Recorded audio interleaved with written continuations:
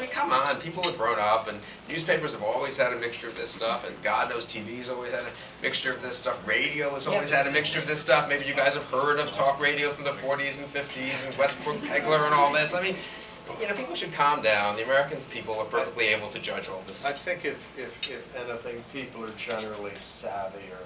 I mean, my 16-year-old son has a suspicion of media that was, or of what he sees on the media, a far more sophisticated sense than I ever had at age 16.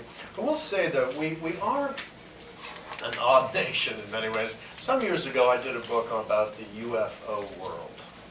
Because I'm not a believer, but I became fascinated by people who do believe in it. And here's a reported book. He did shoe leather reporting. No. He saw the UFOs himself. I attended UFO conventions, and if you want to have a weird time in Austin, Texas on a Saturday night, attend the Mutual UFO Network convention, and this was 3,000 people.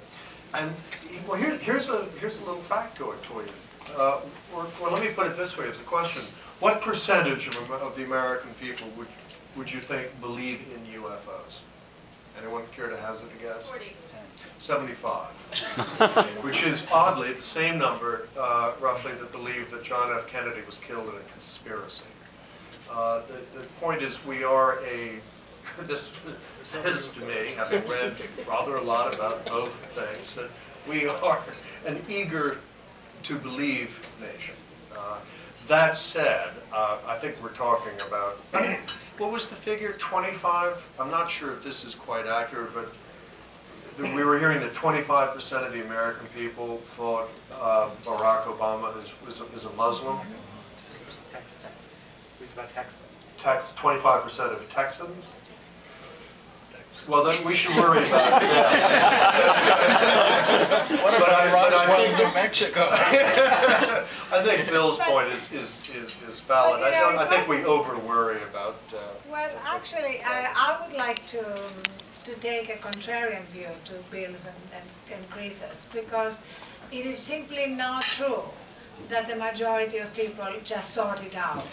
In 2004, 47% of swing voters believed the swift voting of John Kerry, right down to believing that he had inflicted his own wounds in order to win the Bronze Star.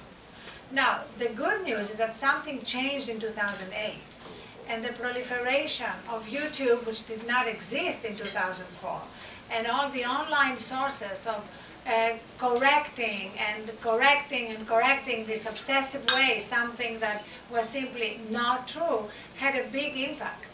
And it's actually changed the way a lot of this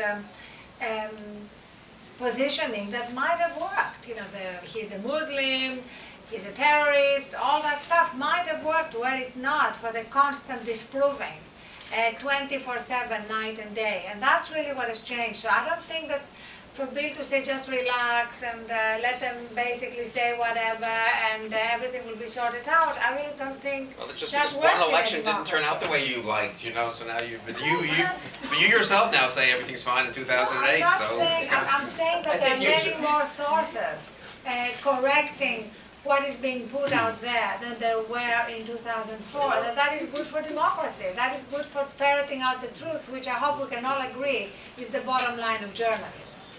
Or to speak truth. Next question. Yes.